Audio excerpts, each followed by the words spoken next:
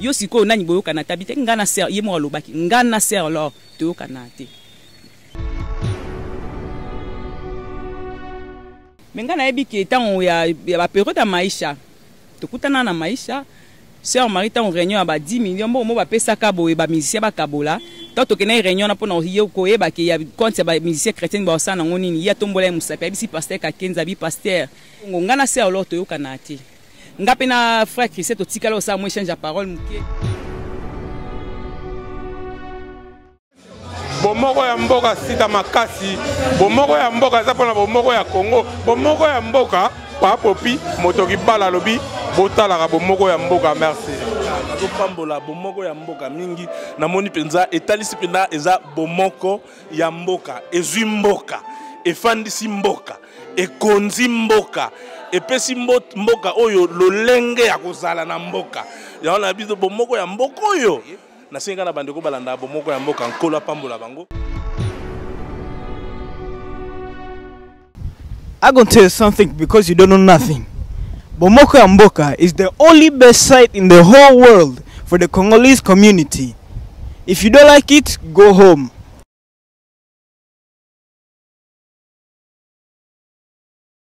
Go home.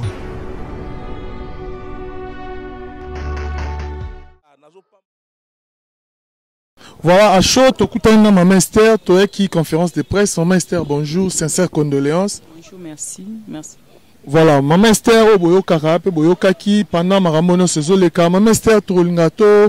to choqué au mingité, mais au limbi, ça va question à biso, so que le bien gote, égotika na mito, bato bazana poto, bato bazana Kinshasa balandaka, ba Marambo Zolo Bama égotika la. Maman Esther,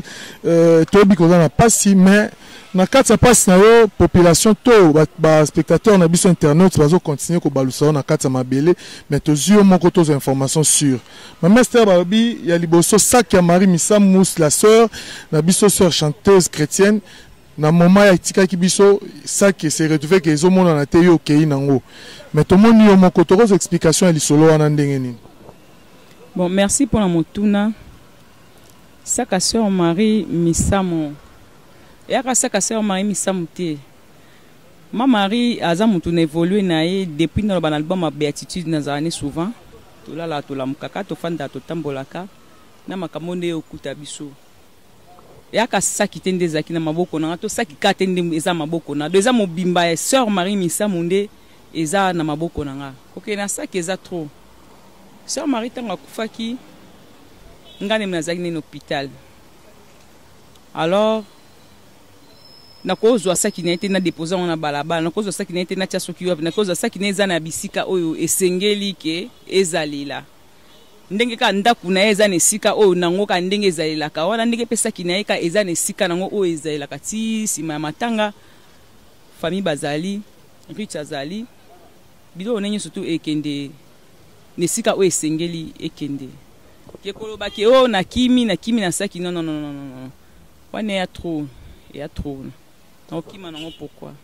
Alors, Maman Marie azaki muto vanda kina mingi oyebiye koleka même na bande kona mususu so tozu information pa na ote tozonge pa mutu mususu te nini etungisi Maman Marie ti lelo tokomolela ebo. Bon, eloko etungisi Maman Marie jusque là vraiment na koloba ke naza autorisé vraiment na te po na lobango et puis ata pour l'autorisation ka tenga mona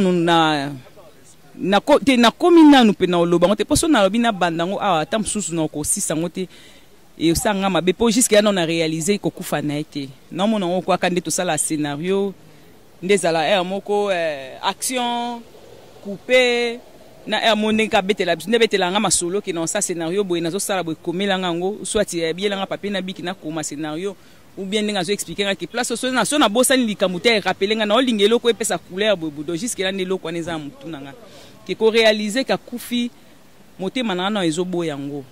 yo mo inoki ma ba interview tam so za mutaliboso na sa interview tam so te mo za mutaliboso na sa interview. Merci maman mais voilà to comprendre mais sikoyo lelo batu nyonso to lamuka kilobi to surtout ki to moni photo moko e choqué moko na mususu na biso totali na internet na Facebook na web mais nga na rosepela na caméra na biso ya bomoko ya mboka opesa penza message na bato bazo continuer ko bebisa image ya sœur na biso alors que na minute au photo honorer mémoire na parce qu'à perdre biso message vraiment route pas na yo ndeko vanda ki na ye na ebika image wana choka ki yo mona ki passe nango mais message vraiment na même na muto asali to na bato bazo continuer ko panza image wana sur Facebook. Bon na kubisi nzambe po eza message mo bazu eza image mo ya moyiba yibi yango koyiba po depuis sœur akufaki na veiller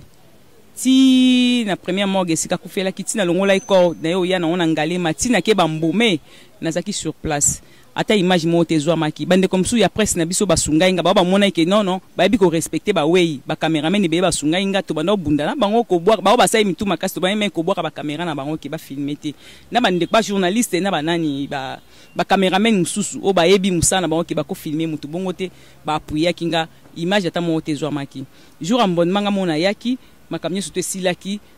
image mo rezwa maki te. Image on a tellement on comprendre que zaki après ngai pourtant to sisi ba makwambome ba bongisi ye na kangaki yende na kangaki la mabo na mtu ba nazipa ki dra ezali image ba yibi ba benzi ba longoli dra ba kangi photo soko tellement on peut bien ozo mona ki ba benda tiro ba kangi on a boye ba balusa on yo balusa eza image ba yibi ko yiba eza image te ke ba profiter ki nango tango biso zo sa musa so tozo ya na e o moto a publier image wana à moi na bazo continuer ko publier maman bazo continuer ko publier bakona ba otika eza okola nga téléphone na so koti na ko se permettre tena cha ba image ta ba photo mo buzoba na mama bana mwana nga ko fungola tala mama buina bu mutu penda o ayebi personnalité na e azani loko ya ko tirer na o ko tirer te non peksa mutu te non sandeni non kanga pe mutu te mais et ça sert à quoi image ndengwa oza nango olakisa ona ba no ba otalango to banani ba otalango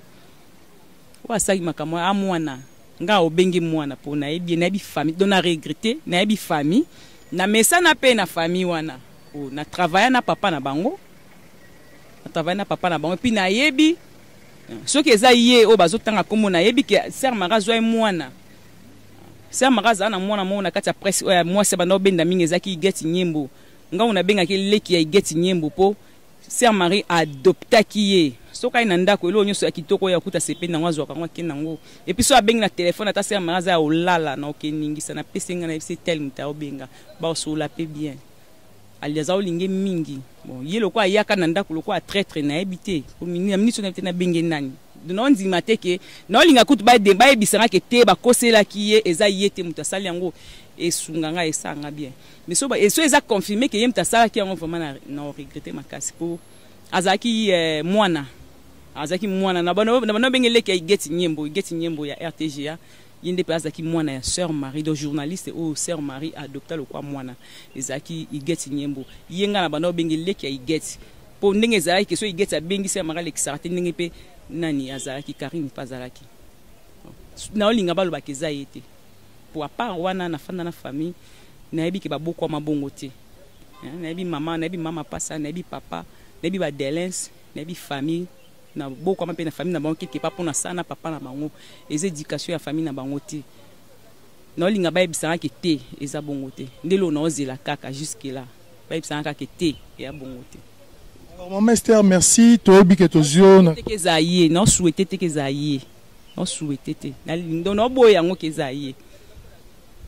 Monique Ozana sous les chocs. Maman Esther, moi dernier message na Banso Bazolandao de partout, tu peux perdre une chantre chrétienne, ya munene, ya Mons, disons ça parce que Congolais nous sommes en Mons avec la Sœur Marie, ma terre mingi tema na banzembo ya Sœur Marie. Alors un message na Banso bakoyo kayo, bakozo occasion Rolanda biso na bomoko ya mboka de partout. Moi message et outil vraiment pas à maman Esther qui bras droit il y a Sœur Marie vraiment message on tongo tuninga message on linga na qui cher de poule ça linga pour un message pour na message na public à Sœur Marie est égal à public nae pour Sœur Marie ninga zana elo mo na beba na ezaka ke so na déranger public nae ou soit soit un rapport mo ya public nae qui na ndenge mo sengela kité. Donc il faut nous à sanctionner soit à punir nga si mana au cdna ko expliquer que di kamango zaki bongo te zaki nde bo fan na wana za bo bien di kamango zaki nde bo pas comprendre Donc à part public na vraiment na habité choc à public na nga nazo sentir yango pour nga mona fan ya ça ma numéro 0 na fan ne makasi non mona passion nga naza yango yango ezepa na bango message on a kopesa bango pour Sœur Marie amuta kimia aluka kimia presque na mutu nyonso na batu o bazaka ko finga ye ba balekaka kitoke concert ba fingi we boleki bo ba fingi na suka a komo sola na mutu nyonso na batu o biso chelaka mundelu kete bino bozabo en tout cas a solo li na mutu nyonso tu akoma ki ko collaborer na mutu nyonso tu atea ki biso bolingo mo boye yango nde biso otikali nango baza na bolingo bazela ka programme ndenge kobima tokutana esika tokutana to la Sœur Marie na kimia na préparation na biso ba fan na ngambo na ngai na attaque fan nan kolongwa na makabo bras droit makambo na ki fan boyebi ka Sœur Marie ndenge azalaka sukoli bien olati la mano propre otie touf na mutu osali jip misamu na odo honneur ka oto sali ya suka yango na kaka soko boyi otie kabelo na o style na milai ndenge salaka prière pour Sœur Marie ti oza omone ba suki be na mutu melo sambo elalaki yango mbuma ngo nzamba lakisi ke akufi na kati ya losambo po alakisa bino ke Sœur Marie azaki muta prière to continuer losambo premier jour à prière deuxième jour ya kufi nga na tikali na ko sisa prière na sionga mona kati ya douleur makasi na ebite po ani nzamba saleza bongo na comprendre que azwa kanga na église pona osa musa pene nae abo otika na kati ya ndako nae abo otika na lupanga famille na masina mais aketika na église donc quelque part mission nga eza accompli na sali mission ndenge nzamba tindela engaye. Ministère nzamba zolo kumo moi question à souka mais la question m'aurait un peu déplacée mais ce qui t'osu précision et pas inayote tozongo pesika mususuté na Kinshasa spéculation mo tambola même sur Facebook et partout que Sœur Marie qui en bonne entente c'était na Sœur Laure Mbongo et d'ailleurs elle a interdit que na Simanae Sœur Laure a accédé na ba obsèque nae selon testament nae ou ko affirmer to ko démentir li solo ya modèle ezo tambola. Bon so ina lobby que Sœur Marie na Sœur Laure bazali na likamute na okosa o atanga na bina kosa ba o batala biso bazaba mikite baza mikolo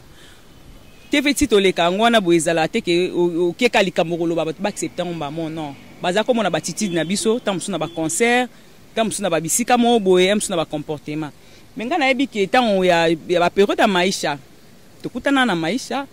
Sœur Marie tan réunion ba 10 millions mo ba pesa ka boye ba musicien ba kabola ta tokena réunion na pona hiyo ko eba ke ya compte ba musicien chrétien ba osana ngoni ya tombola musape bisi pasteur ka kenza bi pasteur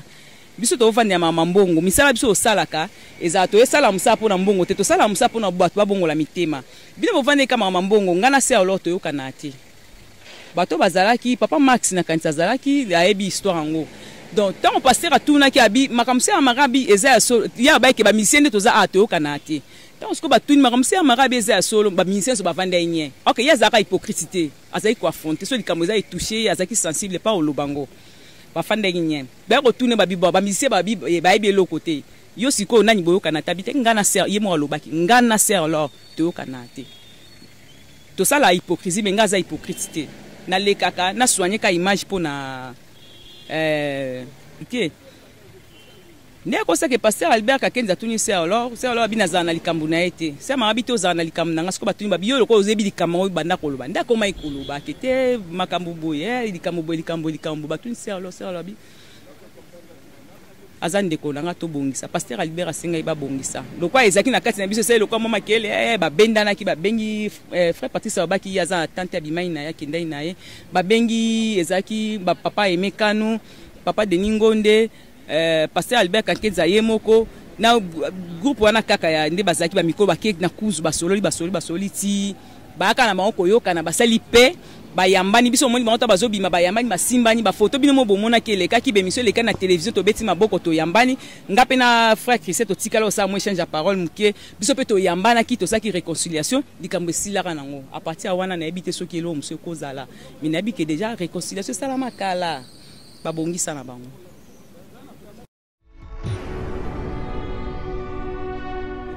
yo siko nani boyokana tabite ngana Sœur ye mo alobaki ngana Sœur Laure to yokana te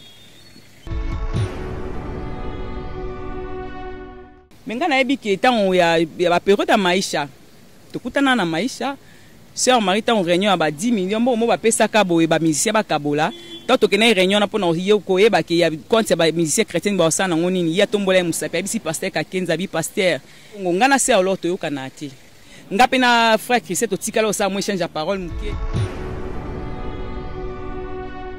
bomoko ya mboka sita makasi bomoko ya mboka za pona bomoko ya Congo bomoko ya mboka pa popi motoki bala lobi botalaka bomoko ya mboka merci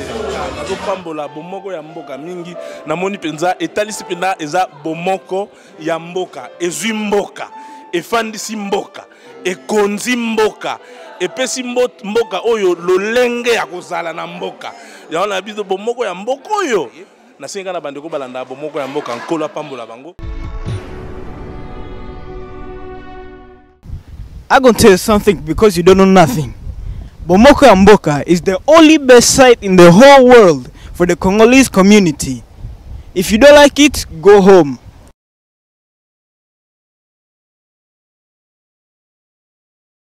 Go home.